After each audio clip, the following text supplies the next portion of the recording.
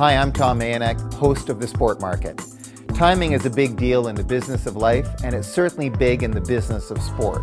That was learned Tuesday night by Charles Wang, owner of the New York Islanders of the National Hockey League. Wang's plan to replace aging Nassau County Coliseum with a new hockey arena for his NHL club was strongly rejected by taxpayers who voted in a special referendum seeking approval on $400 million of public financing. The plan, which also included provisions for a minor league baseball park and an indoor track and field facility, was rebuked by 57% of the low turnout of about 150,000 voters Tuesday night. If there ever was an example of poor timing, this was it for the New York Islanders. First, they are a losing proposition, long removed from their Stanley Cup dynasty of the early 1980s. The Isles have been at or near the bottom of the NHL pack for most of the past decade, hardly an inspiration in their community. Second, they are far from a popular proposition, campaigning for hundreds of millions of dollars of public funding for the new arena dream while drawing a paltry 10,000 fans per game last year, the worst average attendance in the NHL.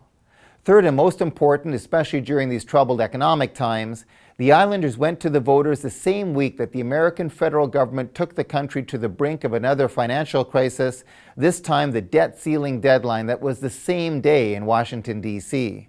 The fact that Nassau County voters were hardly in the mood to approve $400 million in public financing for a playpen for a billionaire hockey owner is hardly a surprise.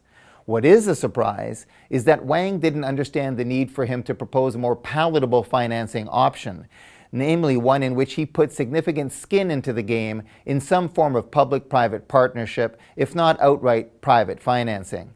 Tuesday night's vote showed yet again that fully publicly funded arenas and stadiums should go the way of the Dodo bird. They are so yesterday.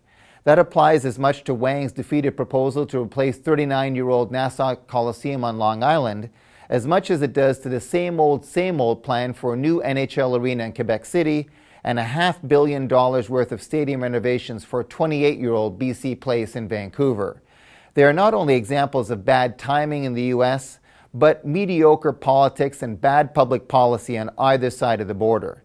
If we can't get more innovation in the form of public-private partnerships, consortiums, or even charitable foundation financing models, let's get down to the basics, the brass tacks, and go with full private stadium financing like the proposed Farmers Field in Los Angeles and the 16-year-old Rogers Arena in Vancouver.